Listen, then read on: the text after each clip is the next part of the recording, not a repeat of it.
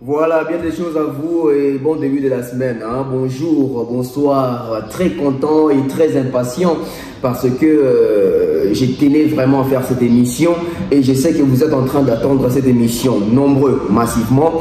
Merci à vous, merci de vous abonner, merci de partager, merci de commenter, merci à ceux-là qui appellent, merci à ceux-là qui font toujours cet effort d'appeler, surtout de signifier ils sont dans quel pays, ils sont dans quelle province, ils sont dans quelle ville. C'est très important. Ça nous permet de faire des sondages, des statistiques pour savoir combien de personnes nous suivent et ils nous suivent à partir d'où nous avons la forte audience, à partir de quel pays. C'est important pour nous. Et une fois de plus, bienvenue sur la web officielle. Je suis Tonton Bev, le transfert le plus cher de la presse congolaise, l'international, 12e merveille, les motivés toute une génération. Monsieur Autotune, NFL cerveau penseur, jumeau de la vérité, l'intellectuel pratiquant. Moi, je ne suis pas au milieu du village, mais au-dessus du village. Je sais qu'il y a de nombreux. Oui. Connectez-vous, partagez les liens de cette émission parce que nous allons faire l'analyse concernant les prestations de Ferregola, les deux prestations de Ferregola qui ont eu lieu au Stade des Martyrs et puis au Palais du Peuple, à l'esplanade du Palais du Peuple. Merci à tous les sponsors, merci à Mukunati Patrick, merci à Kassongo Franco, merci à Muktek Service, merci à César Amani, merci aussi à Mandila Jonathan, je salue comme ça mon grand frère Mondalelo, je salue mon grand frère Aimé Bossele, Émérance Moubiala Arras, aussi je salue de la part de Tonton Bev, l'ambassadrice de la bonne volonté, Donayo, l'international de la part de Tonton Bev. Merci à Oncle Blaise Selema, merci à Oncle Chico Mocheni, merci à Katia Ray Mobutu, le King Manager AKM Mobutu, Gilles Orange, je salue. Les bruits dans les silences, Rachel Molifa, je vois comme ça mon grand frère Fiston Coloqué, El Zap Zap Zap, des mamans Prudence, je salue aussi Prince Toukouzou l'honorable. Asseyez-vous confortablement. Car l'heure de la vérité a sonné. C'est les moments. Nous allons analyser. Nous allons parler. Enfin, la francophonie ou le jeu de la francophonie est scellé. Hier, c'était le tout dernier jour. Hier, c'était la dernière prestation. Hier, c'était la fermeture. Et aujourd'hui, nous sommes déjà là pour faire des analyses par rapport d'abord à ces 10 jours que nous avons constamment consacrés au jeu de la francophonie et aussi à tout ce qui a eu lieu dans Katia, Makamba francophonie. Toujours dans les solos, toujours dans les solos là. Mais avant que dans les solos là, je tiens à signaler que l'analyse auto salala et d'Akapenda d'artiste. L'analyse auto salaka et quand ça a clarté dans la communauté. L'analyse auto salaka, tout ça la monté pour un sentiment. Tout ça la analyse au évidemment sur botali, vous avez que suite logique et zali, vous avez que cohérence et zali, vous avez que tout ça mais d'une manière très constructive pour édifier bateau. Pour elongola biso na bozoba, pour elongola biso na mentalité akala. Lelo to comme pour ça plus il y a qu'à réfléchir. Lelo va servir dans biso toujours plus na esika oyo il faut ça là, il faut baluka. Alors quand on est intelligent, on doit s'attacher et s'accrocher aux choses intelligentes parce qu'il y a un te permettre biso tout avancer, il y a un te permettre biso tout pousser dans la macane ici.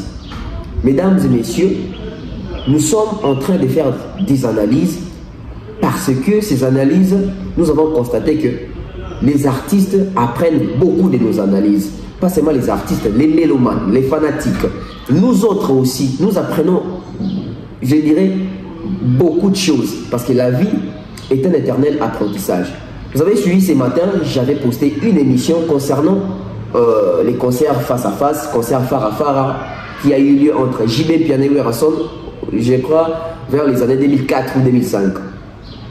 Et vous avez vu les dégâts que ces concerts ou ces deux concerts de ces deux grands artistes, JB Piané et puis Rasson, vous avez vu les conséquences, les retombées, les risques, les dangers, les avantages et les désavantages.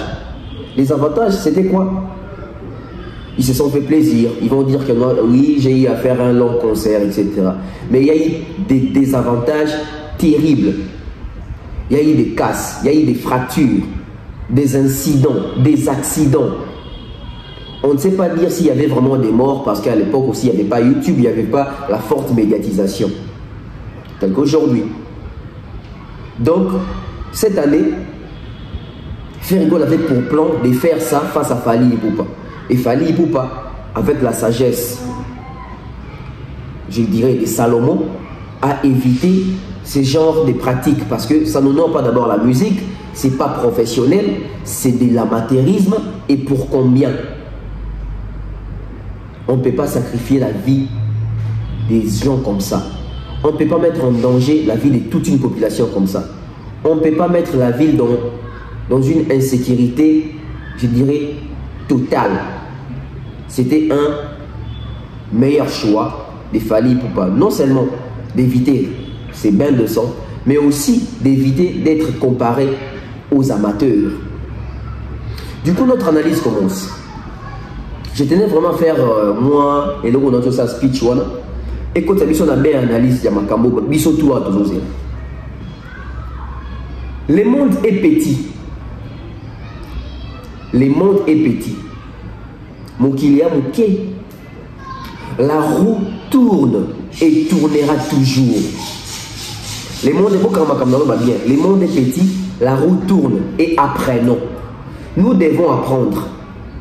Mokili eza muke. Mokili eza muke, mokili balukaka. Mokili tour à tour bayemba mobongo. La roue tourne, les paniers circulent encore des balubaka. Et au-delà de ça, tout ce que la roue tourne, le monde est petit, etc. Mais tout bâti ça, apprenons. Chers amis, ici je vais m'adresser plus aux Gaulois de Ferrigol. Chers Gaulois, vous devez apprendre à réinstaller vos cerveaux. Vous devez apprendre à devenir mature. Vous devez apprendre à se cultiver. Vous devez apprendre à comprendre les choses et à maîtriser les choses. De peur que, lorsque vous allez vous plonger dans un débat avec une personne intellectuelle, intelligente, obimazo bate. Kolingato bimazoba parce que dans le koso ya fanatisme na ya buzoba. On dit manio so ba koye bisayo même si ça ya ngote. Non. Au moni ka les alaki biso tozaki ba fa na maison mère. Qui dit fa na maison tozaki ba fa na wera son. Biso tozaki même si wera son bi cultivant la haine. Trop côté la ekaka. Biso tozaki so wera son bi voici ma main droite ouverte à tomboli ya gauche. Trop côté la ekaka. Biso tozaki bongo. Et ils ont une erreur au tout ça là. Pourquoi? Nous sommes les artistes naïe. Nous sommes les artistes naïe à solo. À boutique artiste naïe ça la bavure. Nous sommes les artistes naïe à solo. À oui c'est la vérité en face. Nous sommes les artistes naïe à solo. À on a des sortes que artistes naïe à apprendre. Les Gaulois vous devez pousser Ferrigol à apprendre. Les Gaulois, vous devez pousser Ferrigol à apprendre. Les Gaulois, il faut en associer à Ferrigol, que Ferrigol aïe bamakambo sala.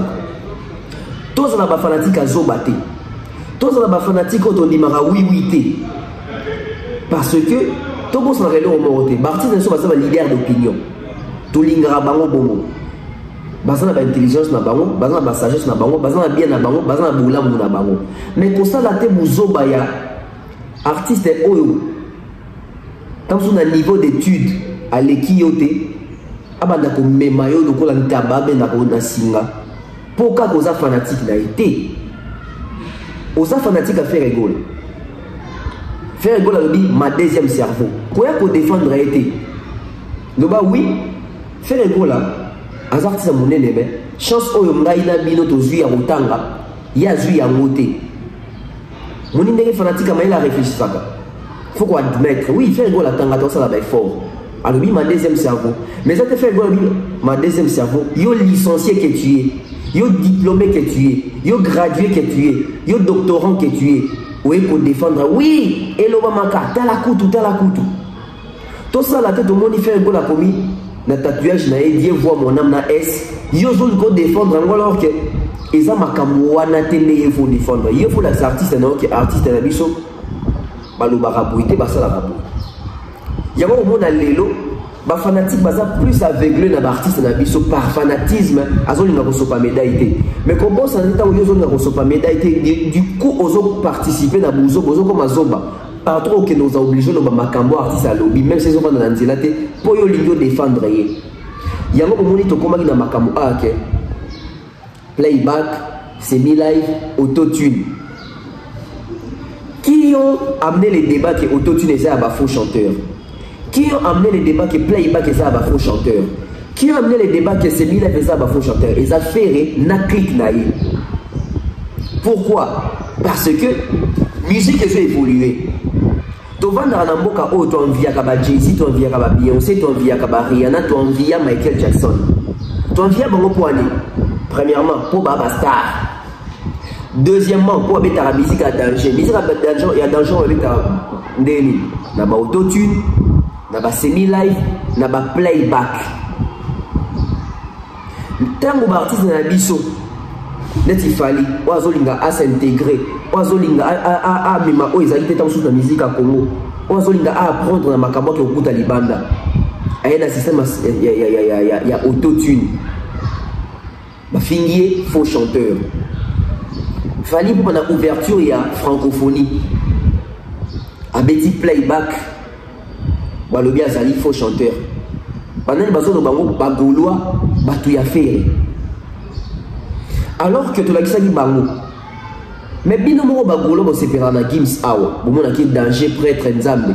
Gims ozo beta na Qatar pour la Coupe du monde. A beta ki live to asala ki playback. Barna boy na finale Ligue des Champions, il y a 9 kak. Abeta qui playback toi ça live. Na ba cérémonie donc la ba stade des martyrs wana to na ba stade, na ba cérémonie d'ouverture bongo. Ba beta ka live té. Pourquoi? Parce qu'il y a ba programme est belé aussi ba programmé. Ba artiste pe ba rose attention belé ba prester. To ba prestation est belé. Et chaque prestation on va bien dans ça on a ba norme de ici ngaké. Bache ba guitare, bache ba instrument makabutu. Soit si c'est dans le playback parce que playback il est gara 20 minutes c'était Tony 15 minutes pour te danser au combat sur belé. Et c'est le moment à bouquet. Et dans nous on a osa obligé to ya na ba instrument nyo sopo nani ko démonter yango nani ko monter na air nini. Nyo so ba à travers air. Parce que so yo moni mutu azali musenzi. So moni mutu azali ou excusez nga mu villa. On comprend ma camouana qui est quand ça partout faut regarder l'instrument partout faut relaxer ça battre les champions dans live alors que live on te look les aranines parce que surtout même dans la carte exactitude dans la carte live faire ne fait pas mieux bah live qu'il fallait pour live les amis il faut te comprendre le moment live auto look kawana les amis tout dans des conneries à pembe à expliquer au live Suzanne. Bandeko bozo na ngabo mekano ko commenter live les amis. Quand on dira il y a sa makasi dans la live, il y a fait dans la live, on est dans sa makasi dans la live. Oui, live les amis. Parce que les lives si vous voulez barater live c'est ça imperfection. Live est ça défaut. Live est ça aléa. Live est ça imprévu. C'est ce qu'on appelle les lives. Si vous voyez ce que tu vas dans l'anda regarder la live les amis.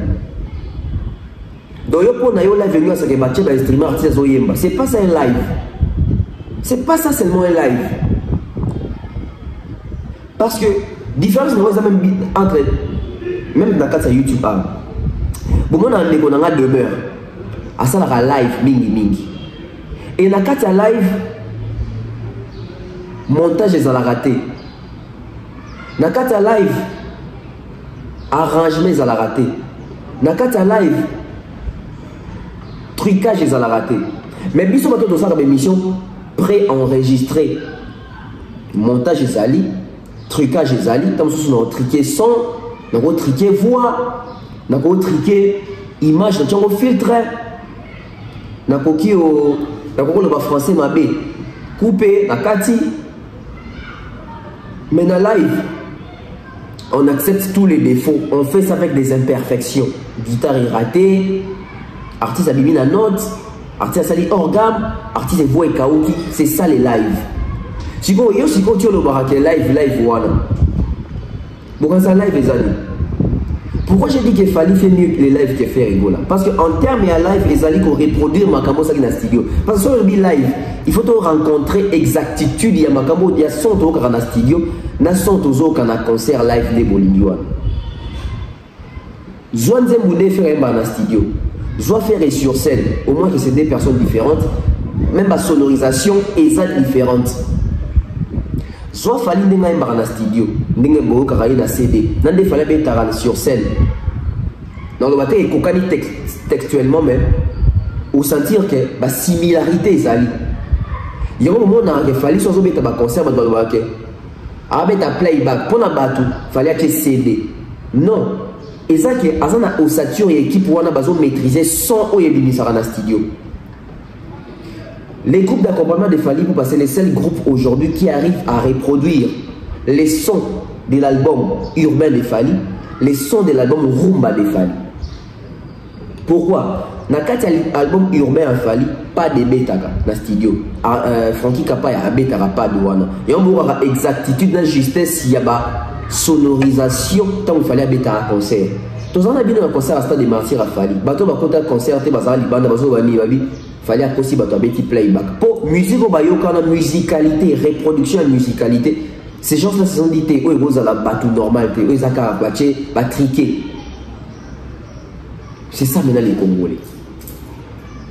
Bon, on va concert à faire rigoler. Bon, quand on fait rigoler, quand on va faire instrument, ils ont bêté. C'est pas la même chose que qu'on a CD. Alors, en quoi est-ce que tu as live, faire à l'équipe, tu as live, tu faire mieux, live pour les kabatou? Pour live, il y a une imperfection. Dans le live, il y a un moment où il fait rigoler dans le stade des martyrs à cracher dans le micro. Dans le live, il y a un moment où il fait voix Kauki, héritier voix Kauki, Fally voix Kauki. C'est ça les lives, c'est les côtés humains, c'est les côtés improvisation, pas improvisation, c'est les côtés préparation. Oui, tu prépares la bise, mais tant que tu recoutes dans le courir Katani dans le podium. Il faut enchaîner, bon, tu as déjà coupé, tout ça, la couper, tout ça, le montage, tout le maquillé, si que bébé qui. Non. Les imperfections font partie du live. Donc, bagolo va soulagi batu awa. Ba fanatique à faire ba soulagi batu awa. Na ba congolais mususu ba fanatique à faire était mais ba yina ka ande Fally. Pour na koloba ke oui. Fally mo kondia autotune, mo kondia ya playback. Faux chanteur. Pour même faux chanteur, fallait ça faux chanteur pour mettre à playback. Oh, fallait mettre à playback. Si tu as un concert, il fallait faire un live. Si tu as un concert, il fallait faire Côte d'Ivoire, il fallait jouer des lives. Bien que dans le live, à côté de cette séquence, il y a autotune sur scène. Mais il fallait live, il fallait pas lier son assima. À moins qu'il y ait accueilli dans une showcase, soit qu'il y ait place mort, il y a des musiciens qui sont. Après, il y a un DJ, il y a flash, il y a balancer son, il y a posé l'icolo.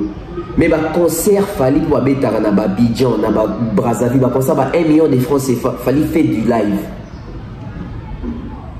Mais au moment où il fallait un faux chanteur pour Abidjan, playback, pour faire la autotune. Tu as dit la lobby, tout le monde a fait rigoler la format nini. Bandeko. Hier, fait rigoler ce qui nous a fait.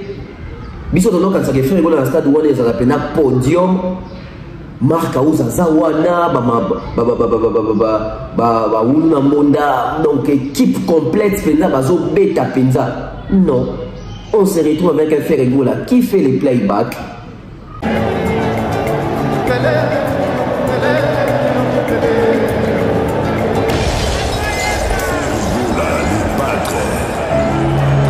C'était un bel hommage de Ferregola à la victime de la série Pays. Et là, c'est réparti, le padre, va nous emporter dans sa belle mélodie, Patrick. Oui, c'était quasiment a cappella la première. On se retrouve avec un Ferregola qui ne chante que pour poser sa voix sur les morceaux balancés dans playback. D'où, et le bas dans nos bagoulois, Ferre c'est un faux chanteur. Et le bas bagoulois, pour na bagoulois, nous tenons sur ça la playback, na place à yemba live, à faux chanteur. Donc, lobby Ferregola, Betty c'était dans la liste de bateau et bazaba faux chanteur. Le col a zara bilangolo yembo, le col a zara na voix au écaré sarabak. il fallait yemba na mungongo na sans battre la flash.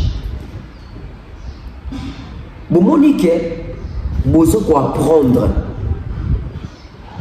Toyebisa bino na basta de Martin na ba cérémonie bongo ba beta ka live té.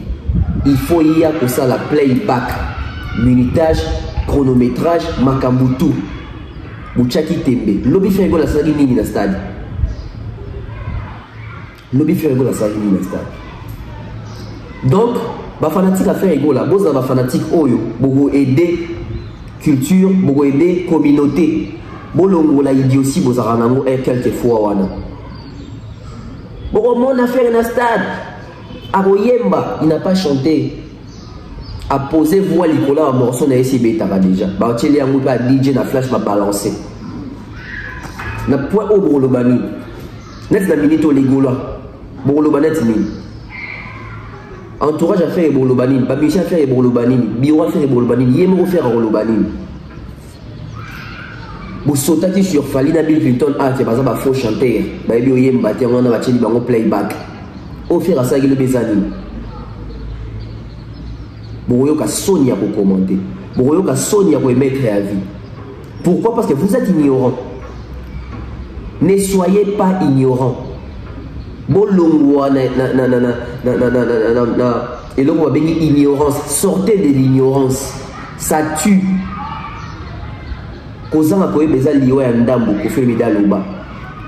L'ignorance tue. Tala lelo fait rigolo à beti playback à beti na stade wana mais batozo ki maman débat wana batozo ki maman ko beti sur la prestation wana. Pourquoi? Parce que se sentir rattrapé. Ils ont été rattrapés. Et l'histoire elle est têtue. La nature nous enseigne. Faire rigolo c'est fait enseigner. Les Gaulois se font enseigner. Boye barelo ni bolini avant de critiquer. Boye belo ni bosal. Vous êtes les mêmes personnes que vous critiquez album urbain Fali. Une année après bino moko boko mena lenga bosala ngo. Boza bato ba rolanda raté bo bungisa bato bino. Et ce qui fait mal, c'est que mon amour ça peut être intelligent, au moins mon peut être licencié intellectuel, peut être chic dans français ou bien. Mais il gobe des bêtises parce qu'il y a des fanatiques à faire rigolo. Azoko ta même na bouzo ba ya faire rigolo pour défendre. Triste. Tous les fanatiques à artistes pour na art na bango. Mais tous les fanatiques à artistes étaient même temps brosser la bouzo ba. Naza licencié ou toi licencié na tingata ko me mangate le quoi taba. Té jamais les gars. Bidon pour ego les gars jamais. Alors tu continue le deuxième point la biso. Donc ma kene les nyos oyo faire rigolo na ba fanatique na ba chaki biso awa. Maman Denise Passi, na balinga te, na bazo combattre na eza sa carité, eza soule kauka te, ezali bato francophonie, fallait azo tchanga bakal. Donc tout ça pour ça. Tous ces bruits là pour ça. Bakole la bilelo nyo sona kaka pona robeta playback. Oh grand chanteur ya lolenge nini. Il faut tout le bango boye, il faut tout le bango boye. Parce que l'affaire fait rigolo là, et ça dit makele les awa que fait balinga ka été fait rigolo ça moyen bien dem tazo mériter faut respecter voix nae. Alors autant de bruit pour faire un playback. Pour faire un playback. Na stade. Autant de bruit seulement pour faire un playback. Donc on est là nous sommes mal à l'aise ba musenzi kindingu ti ba finga batu ba fingi ba parents ya batu ba fingi ba maman ya batu ba fingi ba papa ya batu ba fingi ba autorité. C'était pour ça. Juste pour ça. Non, le monde est ingrat. Non, l'homme est ingrat. C'est inadmissible. Dans un pays sérieux, il y a les catins. Dans un pays sérieux, il y a les catins.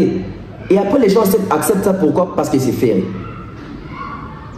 Donc, il y a des gens qui disent comment que bon, le quoi ça fait et tout dit. Si on trouve sur photo, tout tchaï penambe, il faut pas se sentir penambe. Mais si ça fait était bon, ils ont fait à Pierre Mawaton dit non. Batunio se faut juger bango de la même façon. On vous mesurera de la même façon dont vous mesurez les autres. Donc pour la playback batouanola la pongite. Pour la flash disque batouanola la pongite. Oui, aventure les amis, ça que je vous dis, c'est une vérité. Ferregola n'avait jamais signé d'abord pour mettre en ouverture. Ferregola n'avait jamais signé pour mettre en clôture. Baluka était ni pour l'ouverture, ni pour la clôture. Benga est pour ça la makamu mususu. Tant wayoki que la réalité est mususu, nde a mi bendi nzoto. Poison mon qui loko la fallait zawana nga pe fois pesa ba même avantage que fallait. Boka qui tressier les pas Frank Stema azoko sakuna. Ono Gims na Barbara Pravi to boya Congo ba ebe ke boya beta na Ferregola. Après il faut tout na tressier là, il y a la question bon. Frank n'a évité sur la lucidité la question de pour échapper. Barbara Pravi na Gims bébé ke boya beta na Ferregola na Congo wapi na nini. Parce que cérémonie d'ouverture Vivendi a signé na Barbara a signé na Gims a signé na Fali mais ndenge ni Gims na Pravi bébé ke boya beta na Ferregola et on a zombie tout dans bébé ke boya beta na Ferregola na ouverture pour na makamba Vivendi wana. Je vais vous donner une vérité. Je vais vous révéler une chose. Les nuits de la francophonie et les jeux de la francophonie, ils ont l'ocomoroté. Bato va créer les jeux de la francophonie et ça bango moko francophonie. Moutou oh ya pesi boule, il y a création, il y a les nuits de la francophonie pour ramener du monde pour créer un mouvement autour de la francophonie et ça vieux zacle. Oyo bozo finga si bozo mettre na planète du peuple na boye eza idée ya vieux zacle ya ko créer les nuits de la francophonie pour ba artiste ba s'exprimer beta et même engouement autour de la francophonie mokilier mona ba kino ba s'imprégner ba s'acclimater ba accompagner francophonie. L'idée eza idée ya les mots là zacle bababasui je les dis comme ça et personne ne va me contredire parce que c'est une vérité pure. Les nuits de la francophonie, parmi les personnes qui ont proposé cette idée, je dirais même une idée ingénieuse, Zachary Bababasui. Si on dit les nuits de la francophonie, c'est Monsieur Bababasui, c'est Zachary Bababasui. Si Barbara Pravina Gims et Elodie Tressier les Akebaye qui étaient en Congo boya beta francophonie la faire. Faire les moutons comme ça qui bango qui a remis dans l'ouverture, c'est faux. On les a dit bateau malheureusement on va se dédouaner. Faire article on reçoit jamais contrat à ouverture, puis article jamais reçoit contrat il y a clôture. Faire les dates les alaka les 4. Date il y a faire les alaka les 4. Et pour bon monde que faire égola yebi makambo wana tende salama. On makamba ouverture wana la cérémonie faire dans salama te na vie. Ayebi makambo wana te ayebi expérience wana te. Siko et salini makambo c'est une vérité. So ko kata mo pour poster partout. Qu'est-ce qui s'est passé avec faire égola? Faire égola ayoki posa beta na clôture. Toi azaki na posa beta na ouverture mais simba vite. Pour na faire égola na batunaye ba fanatique naye ba mende ko kanisa ke na ba cérémonie à stade bayaka na podium baye na ba instrument wali obeta ti fait rigola senga ka beta jour à clôture wana po na ye anoka za obeta concert na kata stade baye bisi vérité en face c'est papa biloko beta ngo ba concert te biloko za ba playback nde basala azaki na choix te ngara boy moyo boy zate po yom mtu cheba tumatata cheba makelele ke eza place de fobeta OK zwango mais condition nango ez babeta ka playback. Donc lui ti annonce signé biloko il ne savait pas que biloko va mettre la playback. Lui a été ka kinyo sur un concert na vie. A combien il devait faire accompli si vous comprendre qu'ils ont comme playback. Donc bien ça nini ça du playback. A ça du playback. Faire rigola éviter na makambo na ça ba playback. A éviter makambo cérémonie d'ouverture auto clôture ba bensi artiste mo faire éviter na biloko na ça playback. ou peut-être vraiment on a compris raté pour ni bateau boy mbabo. Et francophonie permet aux artistes de se faire comprendre que dans la cérémonie à Bongo, ça a playback. Donc nuit était la francophonie au Congo. Faire école et les Gaulois, balinda baye baté que dans la cérémonie pour mettre la francophonie. Merci na francophonie. Merci na Fali parce que Fali ton abeta kan na sana playback. Baloba qui a sa faux chanteur à que ça playback kuna, à que beta banzembo ba rumba kuna, à que beta ba ko ba amor kuna, banzembo ilala. Nzembo ilala beta ninga amor yemba dans la stade à Cameroun wana. Donc depuis là, il fait pas ça conscient besoin apprendre mais on va apprendre à quitter. Heureusement les lots tombe moni fallait à sa ouverture à petit playback, bil à petit playback, même Barbara na bango ayebi na auto-tune.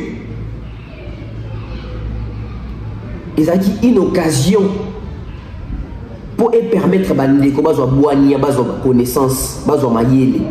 Si ko bazo mayele ba comprendre que na ba cérémonie d'ouverture ba beta rendre playback. Donc, si on créé les nuits de la francophonie, c'est parce que bah, il y a un stade qu'on a moyen d'instruments, moyen de podium, moyen de musiciens, aux équipes complètes. C'était juste le fait. Il y a ça la playback, symbole caca. Il y a un créé là qui les nuits de la francophonie pour faire s'exprimer sur en termes de concert. Makabwana ba Gaulois na fere ba yebi yango te pe ba yeba ki yango te ba apprendre yango lobby tant faire ko la ça playback ne ba comprendre que bon na ouverture to clôture so même si artiste a reçu la playback ba comprendre que yango lobby il fallait boya fait il fallait boya qui tenga za grand chanteur nga mungongo danger nga playback tenga il faut na panza kuna mwa ko panza zate kuna ko la playback kuna ko la playback. Il y a un moment où il y a un binisa qui a Robeta, un programme échangé, posté à l'ongolabo et et même ce moment, on a troisième point, il y a le bac. Donc, faire envie Fali, faire envie à Fali, faire un don Lukaï, parce qu'on a place ou tu as vu parce qu'il y a Betty na place à Fali. Faire à Betty na place à Gimste, faire à Betty na place à JBT, à Betty na place à Ouirate, à Betty na place à Fali. Bolanda lettre à Fali, j'ai décidé de céder ma place. Il a cédé sa place à Fer Egola. Et Fer Egola a bénéficié de la lumière. Oh, il fallait ticket là. Oh, il fallait ticket. Maintenant, que vont dire les Gaulois? Dans 9 minutes, on est sali playback. Que vont dire les Gaulois? Bah, il y a qui te à un moment, je pense que la case de la communauté, ou avant même temps, on a reçu un débat, on reçoit dans la bateau, tout un niveau d'études dans le niveau, il y a capacité intellect, il y a pour comprendre comment maniola makambu, il y a pour discerner. Si on a une capacité côté, on a une discussion. Parce que biso tout est au comprendre. Ndenge moko eza bato ba prendre en retard, net si ba golo na faire ba apprendre car lobby qu'elle va cérémonie de ba beta playback, car lobby ne va prendre, ba yeba ki makambo wana. Baba non quand ça que fallait abeta ki playback, bil kitan abeta ki playback et ba faux chanteur ba pourquoi imbateur ba chele ba playback té. Ba coûter ce qu'on a en réalité en face. Ba coûter ce qu'on a dit. Playback c'est pour les faux chanteurs, Dixit les Gaulois. Donc faire rigolo dans lobby, c'était un faux chanteur. Faire rigolo dans lobby c'est un faux chanteur. Pour y aller dans playback, Dixit les Gaulois. Et l'oba ba Gaulois. Moto toi y aller dans playback. Ah, faut chanter. Mon il faut chanter à lobby. Bato bazo landanet si ba Gaulois dans la page jusqu'à ba commenter. Ba lo banet feedback et anime, retombées anime, réactions anime. Réaction et anime. Demain à Kobi. Non t'es. Ok, mais vous baignez. Mais comment je voilà, excusez, hein, nous sommes en plein chantier ici, il y a des travaux, les électriciens viennent d'arriver pour installer des choses. Bientôt c'est l'inauguration des DAB, donc nous sommes en train vraiment de faire en sorte que nous puissions avancer vraiment avec les travaux, avec beaucoup de vitesse pour vous servir. Alors on continue. Pourquoi les Gaulois n'ont pas répondu présent massivement au stade? Parce que slogan a fait des acquis, boya tout avec sa banque et tous les cabons est belé. Mais lobby la prestation fait rigolo, on a constaté que Batouazaki belé n'est pas la journée à ouverture. Ils ont mis la conclusion au Baké. Bagolo, Bazalaki belé était collé Kaba Warriors. Pourquoi? Hier, les stades étaient pleins. Avant de faire rappeler, le président a un discours, bateau attaque TV5, plein, on s'en raté. Même temps, le match, les stades étaient vraiment pleins. Final, les stades étaient vraiment pleins. Je crois que si le président a un discours, le stade déjà plein, on s'en raté. Drapeau, il y a IDPS qui est mis. Juste après le discours, il y a le président, avant de faire un matin. Il doit y un stade. C'est ça qui s'est passé hier. Siège comme on dit la vide. D'où plein autre monde qui dans le stade avant faire avec. Plein autre monde dans le stade avant match ici là. Tu vas dire que les plein à Bagolois. Tu vas dire que plein à Bateau pour faire. Non, Bateau qui pour IDPS. Ba militant IDPS façon Bateau qui stade pour Bateau qui va mot d'ordre. Bateau dans la mission il y a politique, il y a IDPS, Pasteur Gili, John Moussousounani. Ça qui est mobilisation, qui est chef d'État au sein d'un discours. Et Boébi, seul parti politique au bateau de Sarab, stade sans corrompre bateau, la Kinshasa et à UDPS. Ou on a montré sur les binaires. Seul parti politique au Bazala capable de Tchapena. Ville morte, je sais pas que ville morte, papa il tient dans l'os. Donc, partir des Aramois, le lengue dans mon monde. Et la popularité, il y a le président Félix et pas il y a des militants, IDPS, pas battu, il y a IDPS. C'était la majeure partie. Battu, IDPS. Battu, IDPS, bien, IDPS, combattant, tout parlementaire. Hier, c'était des motards, hier, c'était. Bataille IDPS, c'est stade pour un discours à chef de l'État. Preuve en est, tant que discours à chef de l'État, si que musique est banda awa, vous sentez que les militants, les Kobima, les présidents, les Fachi, tant que Fachi si, les Kobima, vous constatez que le siège est belé qui vide dans le stade. Bagoula va pouvoir ça pour tout le monde. Il y a 80 000 places pour la faire. Parce que quand faire est presté, malgré que on a constaté qu'il y avait un noir. Parce que ceux qui sont des autonomes, on a preuve des alliés, on a dit qu'il fallait leur prester. Pour tout gradin plein. Pour tout gradin plein. Et pas seulement plein, ici même torche à téléphone dans bango, ce qui justifie que Batou Bazali. Faire école hier, ce n'était pas le cas. Bazali n'a pas belé, Bagola n'a pas belé. Mais qui est belé au faire à 5 ans qui vont te baya pour prouver fali que l'équipe bango est belé. Tout le monde a parce que faire étant dans ce discours que tout l'accent qui l'équipe on est belé, il visait les Warriors. Et tant que tu constates que l'équipe est belé, il faut tout le baquet mais les cas qui n'est belé parce que ça s'est vu au stade. Quand le président finit son discours, les militants sortaient du stade. Il y a des images, je vais illustrer au moins des bateaux dans le stade, au moins des sièges, il y a des kits éthiques à la vide, éthiques à la bleu, rouge, jaune. Donc, conclusion, il faut dire que Bagolo a belé te collé Kaba Warriors. Bagolo a pu relever challenge, tout défi, il fallait tirer pour la journée ouverture. Parce que journée ouverture, ils ont dit la mobilisation, il fallait ça la mot d'ordre qui est boyé belé. Warriors, il fallait rebeta. Baye malamour belé. Mais Golo, il a fait référence à ce mot d'ordre, tous les Gabonais belé. On n'a pas senti votre implication, malgré que nous avons une très bonne chose. Parce que c'est pas que fanatique, on doit faire ça, c'est un point très positif. On soit leader dans le il faut voir escorter dans les ferrés.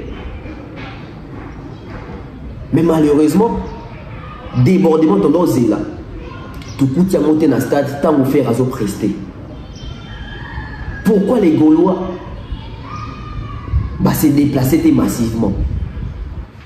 Raison de l'incertitude, il y a lieu. Tu peux faire dans un stade. Je vais faire dans un stade. Mais ça faut la communication, la matérialisme, ça n'a pas qui demande place dans les sites artistes. Les images sont là, nous illustrer les binos, vous avez nos calmes. Vous avez des images qui sont défilées. Vous avez des images qui sont défilées. Vous avez vous comprendre pourquoi est-ce que stade des acquis rempli d'amour. Mettons comme dans Boutou, on a constaté que Batouazak est belé, mais Batou belé puis Babima qui n'a stade. Batouazak est belé, mais Batou belé puis Babima qui n'a stade. Comparé na Angouma, na plein qui n'a journée en ouverture, parce qu'ils ont toujours comparé la journée en ouverture, la journée à clôture. C'était pas le même visage, c'était pas la même ambiance, c'était pas le même plein, c'était pas ça. C'était pas ça. Donc, tu as UDPS contribué énormément. Dans le sa stade lobby, on attend mon chef d'État si mais après, dans la guerre interne entre héritier Watanabe et Ferregola, Boébi qui est un militant UDPS mission à héritier Watanabe. Du coup, la guerre entre héritier et Ferré. Jamais Barolinga Bati Kalana Kabila fait visibilité. La majorité de non seulement les UDPS, mais les fanatiques à Watanabe. Ah, au parti, et si on a besoin de côté. Et l'eau, quand on a besoin de côté. Les UDPS, qui est musicien présidentiel, ils héritier Watanabe, c'est pas Ferré. Et bien, que Ferré est héritier et si mbaté. Barolinga jamais au Kabila faire ego là triomphe wana yo mona ki la majorité a bato UDPS babimi na stade sta encore ba qui fait à ça la playback. Maintenant parlons de la prestation. On va parler de la prestation de Ferrego là. Déjà pour être franc, je dirais que la prestation de Ferrego là était juste. Oui, la prestation de Ferrego là n'était pas mabé, n'était pas qui toko trop, ça dit juste, ça dit prestation juste.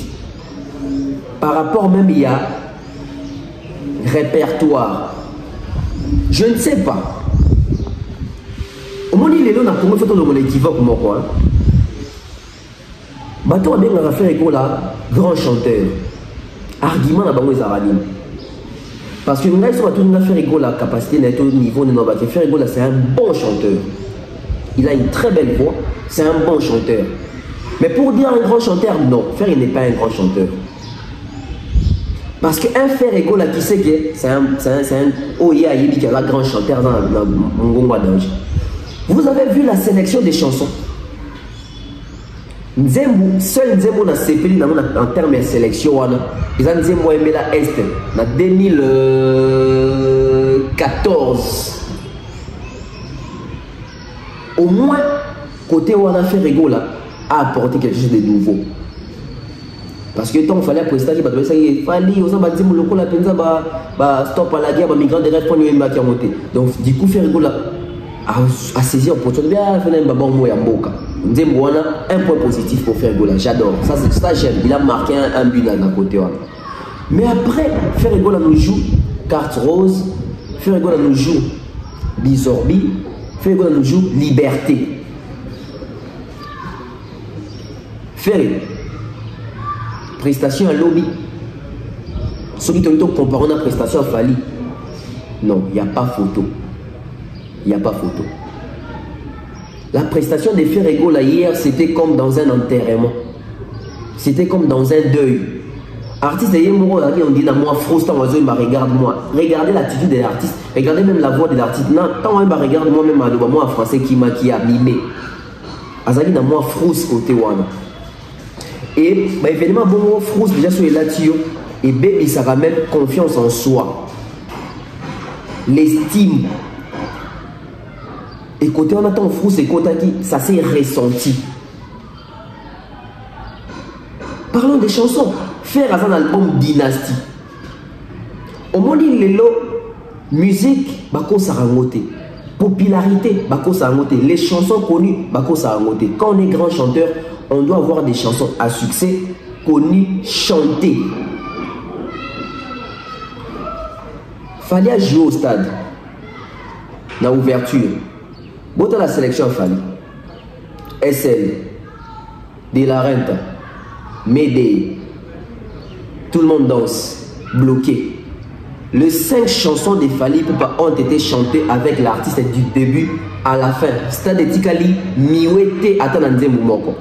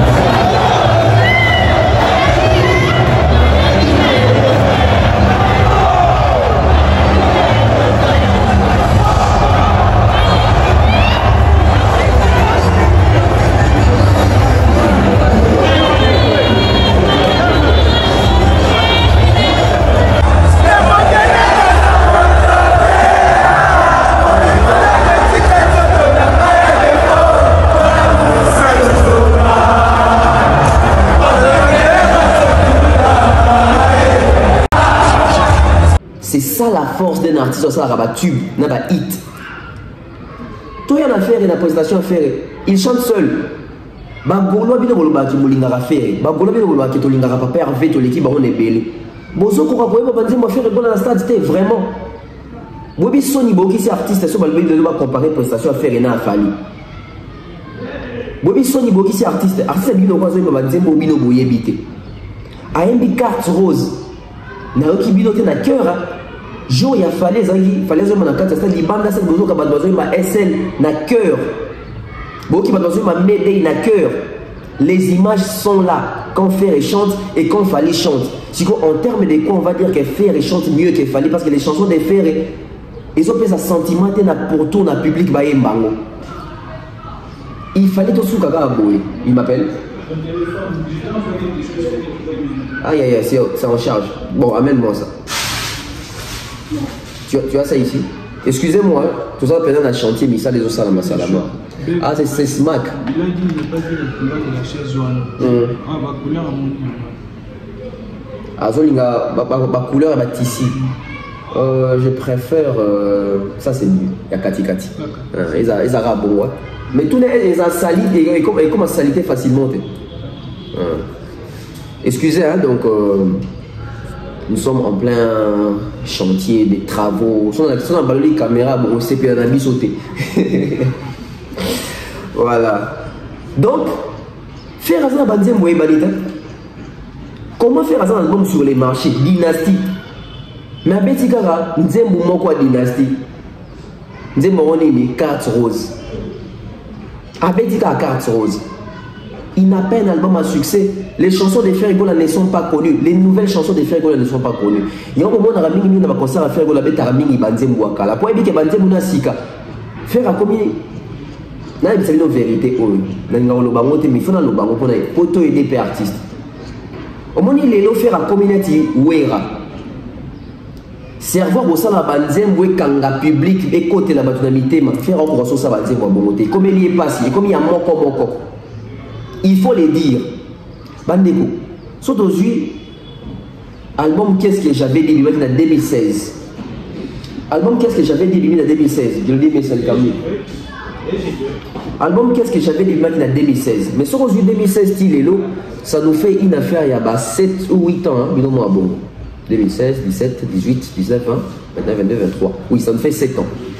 Dans 7 ans, on a eu combien d'albums de Ferré? Dans 7 ans, on a eu combien d'albums de Fally? Dans 7 ans, on a eu combien de chansons de Ferré chantées, connues, grand public? Et combien de chansons de Fally chantées, connues, grand public? Bon, au moins, on a une réponse immédiate. La réponse est immédiate. Tout ça, attendez, on a détaillé. La réponse est immédiate. Pourquoi? Parce que les artistes, ils sont enviés par Michael Jackson. Ah ouais, on a envié par mon point. Quand on regardait les concerts de Jackson, Jackson ne chantait presque pas. On a tourné les bateau va mourir à Jackson. Bon, c'était la tournée mondiale de Jackson dans l'album Bad. Il n'arrivait pas à chanter. C'est pas qu'il n'arrivait pas à chanter par exemple la voix. C'est le public qui chantait à sa place. Dans le public, on a accès que Toye, Di Banze, Banze, Mouembe, Biso et Koti Biso. On avait besoin, tout le monde en lobby dans le stade qu'on fait réprester. Les stades étaient, je dirais, calmes, silencieux. Bah, il y a des bandes artistes, c'est pas ça qu'on va accompagner artistes.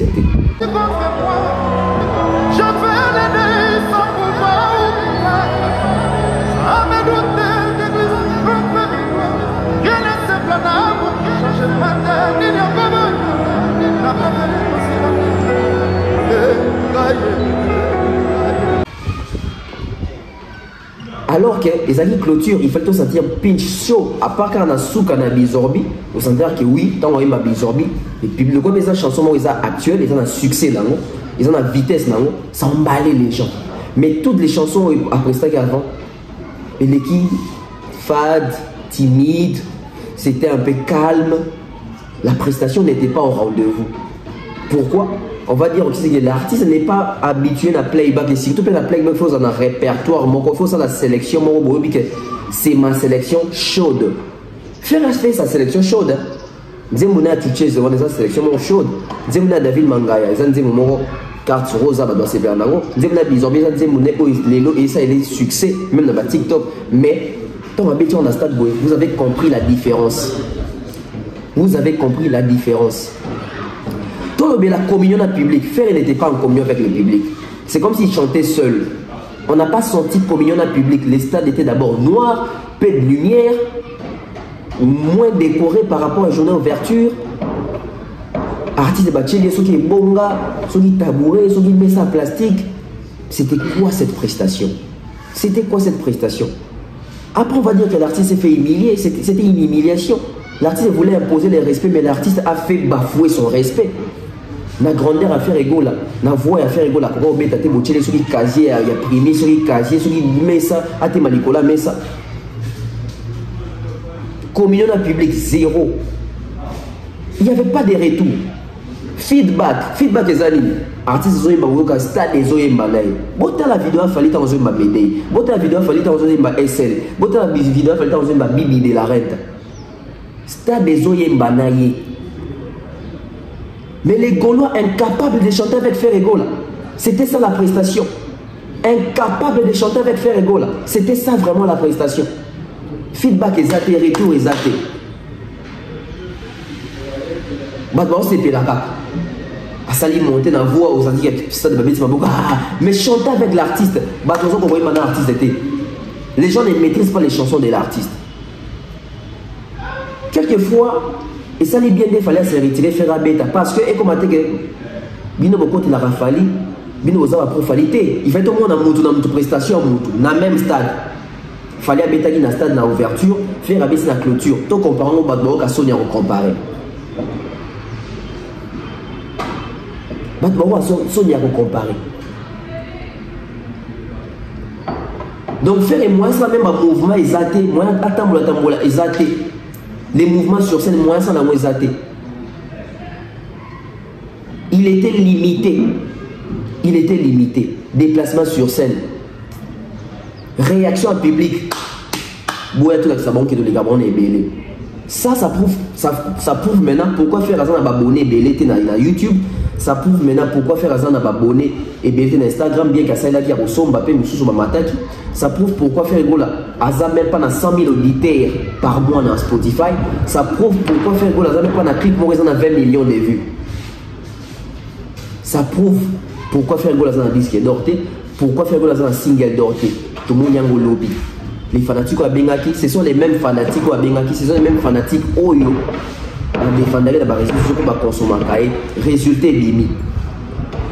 Donc la prestation de Ferrigola était importante pour émettre fin à l'histoire. illusion batmami ça la rana mutu. Illusion batmami ça la rana mutu. Bon mon libino moko ndenge ni ouverture et ça la maki.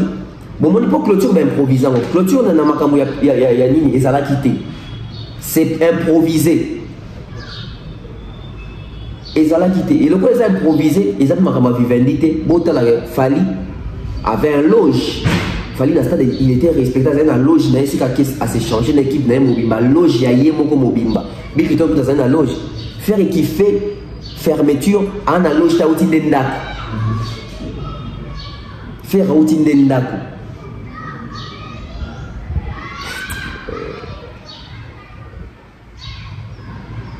Parce que ce qui est loge, c'est que va créer les yango à recréer.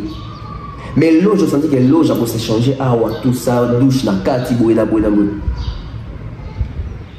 Non, ils allaient quitter.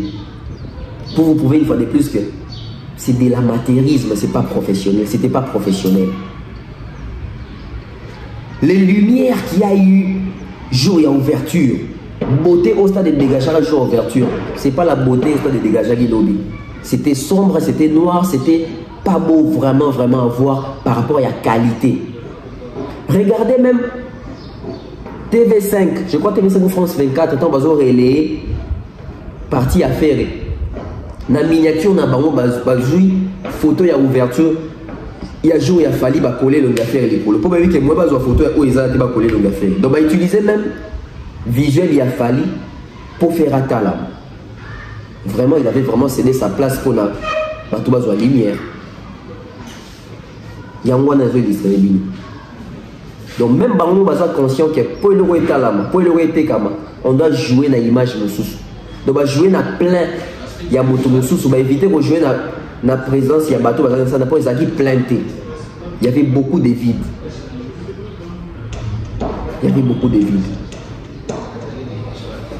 Tout le monde est esplanade. Faire ego là, avant tout qu'il y ait une esplanade, pourquoi nos artistes, Lelo, Mini Clan Wenge, chaque prestation dans le stade, déjà Lelo comme président? Parce que ça aussi c'est un élément que Batoiseau déplorait par rapport à être professionnel. Est-ce que c'était obligé Fachi Béton, Jiba Yemba, Fachi Béton, Wera Yemba, Fachi Béton, Héritia Yemba, Fachi Béton? Faire qui devait faire l'exception, faire qui vient lui aussi, Fachi Béton. Est-ce que le président, est-ce que Fachi a si. Pourquoi? Aux autres senti que Batoumo Baza relevable, Batoumo Baby qui est mérité pour Zala Awate. Nous ne sommes pas là par méritocratie. Le coup là, c'est l'émission ma faveur. Le coup là, c'est la grâce présidentielle de la prison. Le coup là, c'est l'émission grâce. Donc, tout ça, dette morale envers le président. Il faut tout le temps accommoder tout vanter. Tout ça, la campagne électorale. Ba musicien na biso bosali soni na francophonie. Vous avez vendu une image ya Jalelo boko bimisa président dictateur ndenge Mobutu azalaka ya Jalelo ba yembela Mobutu boko miko yembela Fachi. On est pas nous tous. Fachi attends, Fachi attends, Fachi il sera réélu.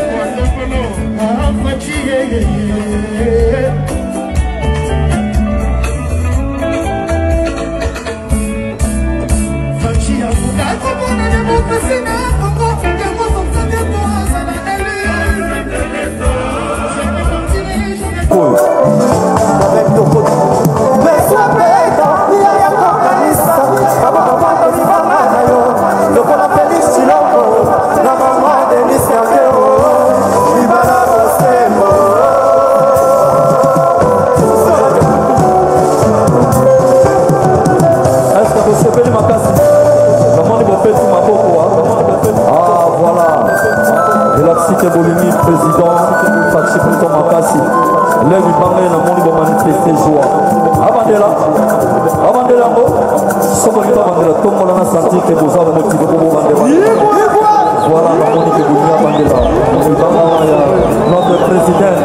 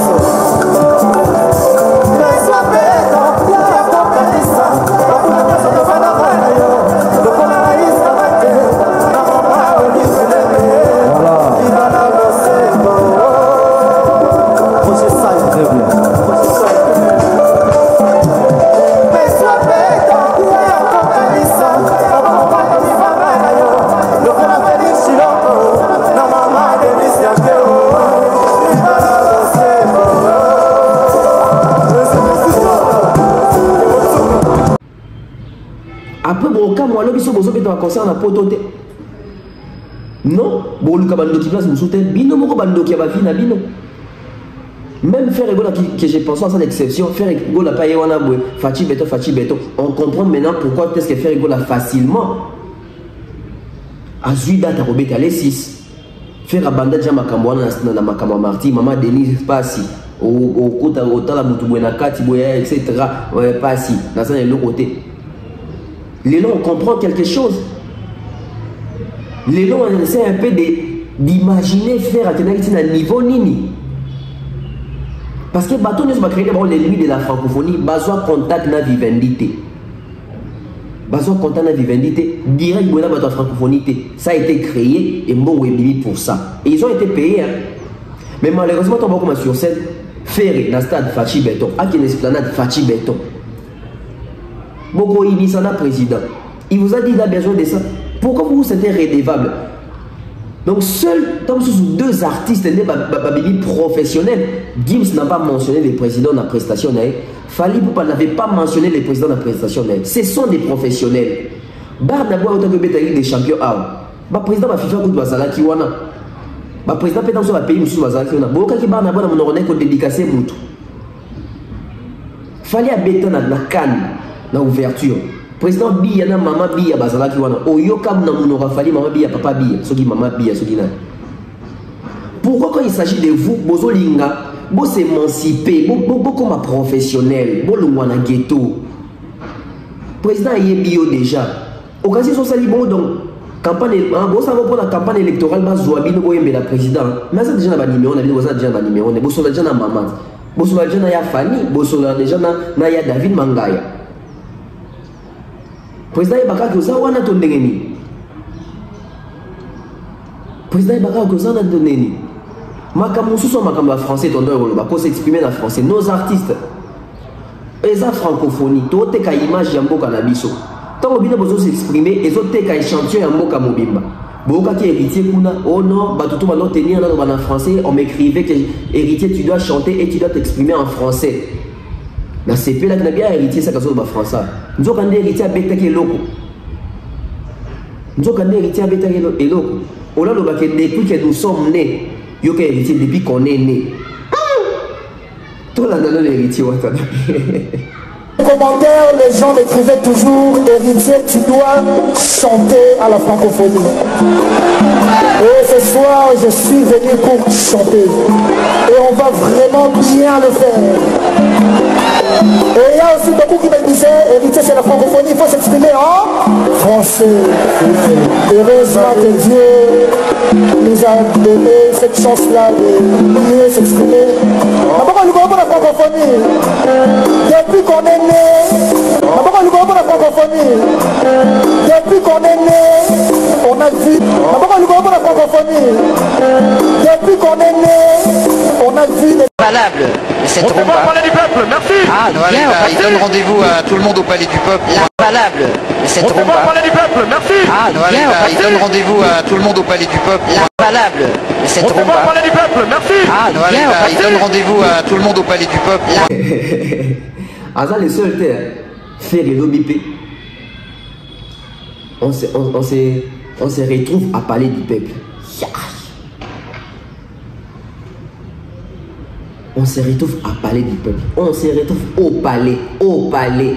C'est un palais. C'est pas la palais. C'est pas une palais. C'est pas la palais. C'est les palais. C'est un palais. Et en bon français, vu que ils ont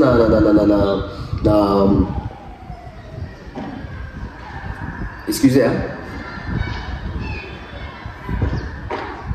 Ah, ok. Voilà. Je disais palais, ouais, je disais un palais. Vu que ils ont un masculin. Un masculin. Bon, le bas un palais. Retrouvons-nous où? On se retrouve au palais du peuple. Pas retrouvons-nous à parler du peuple. On se retrouve à parler du peuple. On a vendu quelle image? Que l'artiste en Bokana, français, on bazo yamba francophonie, on baye bi français. Au monde a besoin de débat le couteau, il fallait le mettre les bras en l'air. Bah, on a la preuve que il est au Bamak. Quand vous, au bi français, vous faites de la kimia. Au monde il est dans la cause comme abé zadini. Mouton ne soit yébi français, mouton ne soit pas jamais français, mouton ne soit yébi français. À comment le cas passe les fois balmo qui a yébi le français. Ce que le français te pour y a comme ça va débat. Tu seras humilié. Savoir parler et écrire. Parce que bien dans l'école, tu as une école, tu as une école à bateau, tu as une kokoma, tu as une écrire les Français, parler les Français. En tout cas, quand on a merci à mes parents, merci à l'école on a les cas. Parce que tu as une formation de base en termes de l'écriture, en termes, il y a les parler. En termes de les parler. La prestation de Frère Ego dans le palais du peuple, l'esplanade, en tout cas j'ai eu le temps de suivre ça directement dans le lobby. Une prestation de qualité, une très belle prestation, il a bien presté dans le palais du peuple parce que le palais du peuple il a fait un concert, un petit concert, un petit banzé moulay, mais et là au moment où les sous langues sont dans le palais du peuple, public est qui réceptivité, public est qui réactivité par rapport à banzé ou à artiste. Bon ça c'est là que on a fait un zoïma, mais qui a fait un cœur, on n'a pas vu ça là-bas. Et pour lui, le public au l'équipe fallait, faire un qui répond même dans Chawana, oui, waouh. Et faire un qui continue, il y a parlé du peuple, il y a un ça fait. Et puis, toujours dans le slogan, tout le monde de l'équipe, on est mêlé.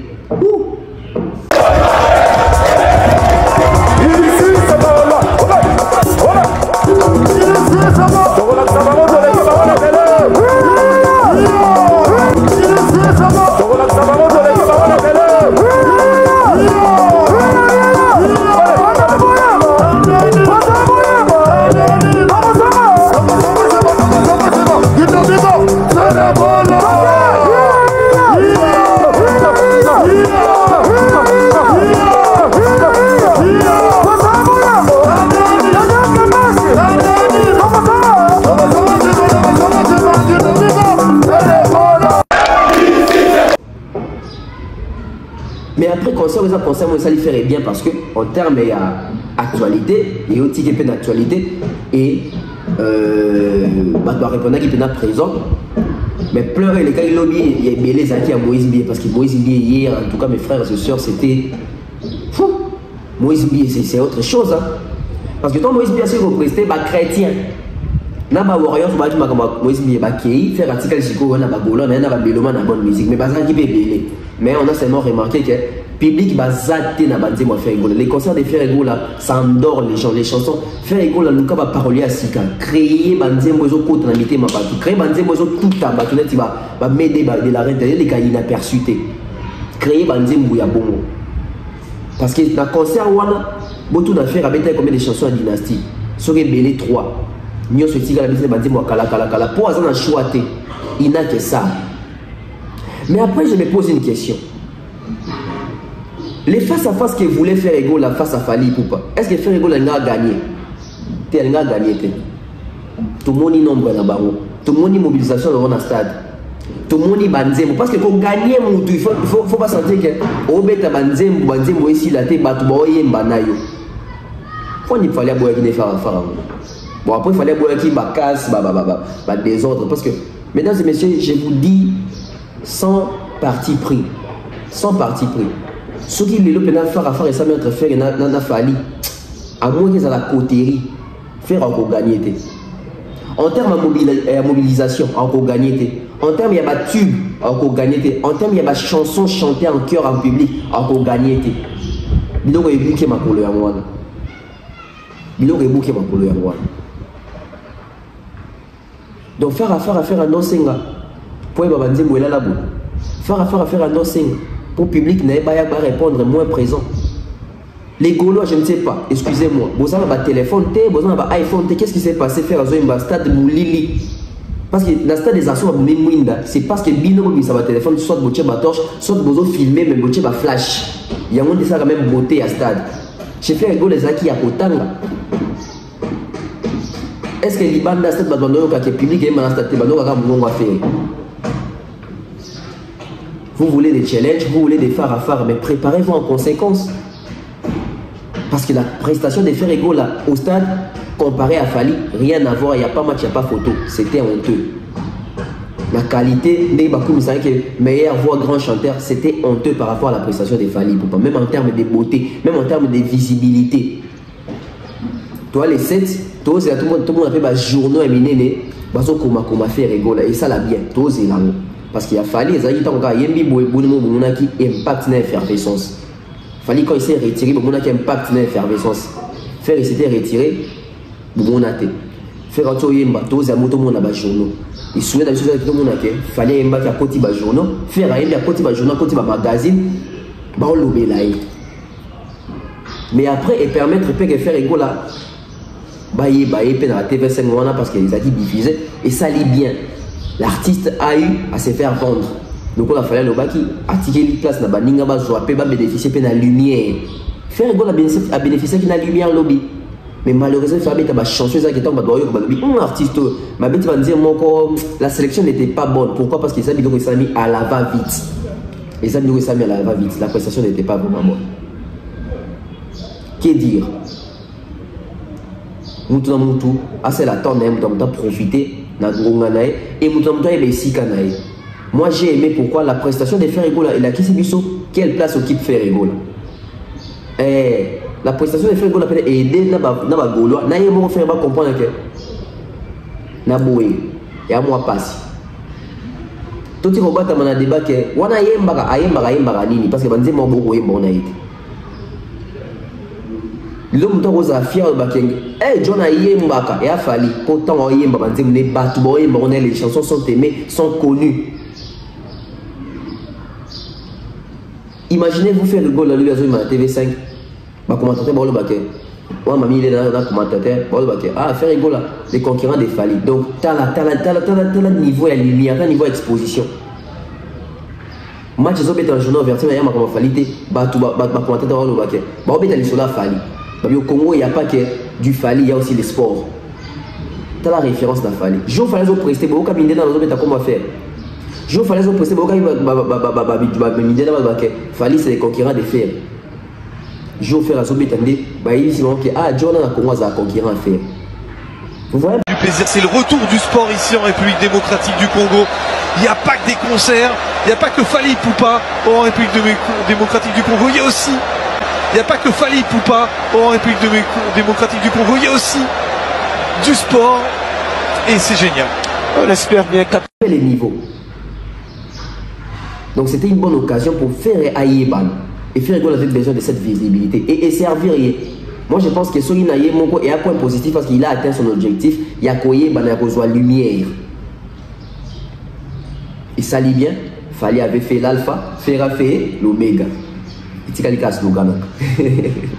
Donc faire à clôturer le lobby de prestations, playback dans le stade, improviser là qui est. Et puis il y avait une esplanade, la place il y a Fally. Donc s'il y avait Fally, Ferré n'allait pas avoir de la place. tant que l'issue a fait Yangwana, ils ont existé époque Morona Fali. Donc à partir de la place où ils ont Fali, moi on nous a fait rigolo pour mais combler trop. Et faire rigolo doit faire en sorte à se débarrasser de la casquette où on a que pour Fali te. Pour y a mettre à place au Fali Falabé. Il faut faire le Moulamo Batunamutu. Je suis à la fin. Merci à toutes les personnes qui ont suivi cette émission.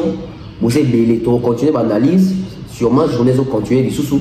Tout le temps, la paix, impact dans les francophonie ici, tout le monde qui va Macabusco et Zobanda. Il y a des dates, il y a des tournées, il y a des concerts, il y a des albums, il y a des streams, il y a des chiffres. Total a bénéficié à la francophonie, a bénéficié de Nini comme retombé. On va voir ça. Dans les jours autour de Bandi à Sikao. Tout comme il est cette actualité changée, Macambo changé. S'il faut côté ma prestation d'artiste dans la mission, mais l'artiste va se comporter en professionnel. Fali et Gims. Bon, on est sur Batikali, Baena Jalelo, Baena Kiwenge, Baena musique, Yakala. Ça, c'est une vérité qu'il faut dire. En termes de prestation, c'est le Moïse Atika qui barre l'école, c'est tout côté son. Faire les personnes qui bien, mais comment il a le niveau à Moïse Ngete ou Jonathan Maestro. Donc, dans ma prestation, on a senti 3 professionnels. Moi, dans ma prestation d'artiste, on a senti 3 professionnels. Et bien dans mes amis, les 3 professionnels sont des musiciens. Ce ne sont pas des chanteurs seulement. Ce sont des musiciens. Moïse Ngete est musicien, bêta instrument, musique arrangé à Makabutu. Fali, musicien, bêta instrument, musique arrangé à Makabutu. Gims, musicien. Je crois bêta rappé instrument, musique. Gims, c'est aussi un musicien. Donc, on avait 3 musiciens. Moïse, Fali, Gims. Les autres n'étaient que des chanteurs. Et Boutali, ma prestation, Boutali, ma qualité dans le ballon. Boutali, Moutouna Moutou. Le lot de feedback. Que la paix vous trouve dans vos maisons. Au revoir.